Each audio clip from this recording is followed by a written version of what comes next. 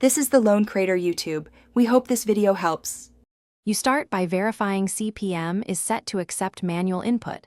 This lets you control shifts directly. Sit, adjust, and lock the handbrake so you can practice without rolling.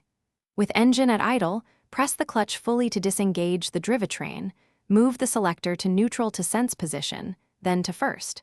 Do this deliberately so you learn the lever travel and detent points. You want consistent clutch travel and light, confident gear engagement to avoid grinding, and to teach the CPM encoder you're in. Once moving, you coordinate throttle and clutch to blend power smoothly.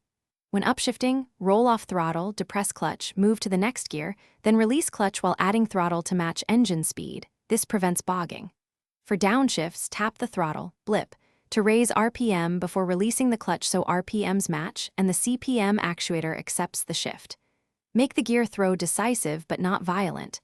Hesitation causes grinding. Practice timing so CPM learns your pattern and shifts feel predictable.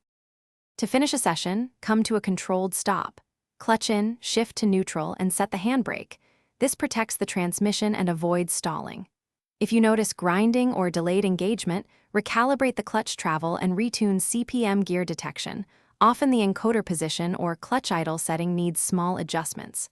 Also monitor clutch temperature and wear. Repeated slipping creates heat. If problems persist, stop and inspect linkage or sensor connectors.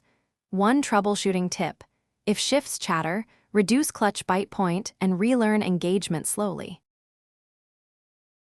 Thanks for watching. Consider subscribing if we helped you.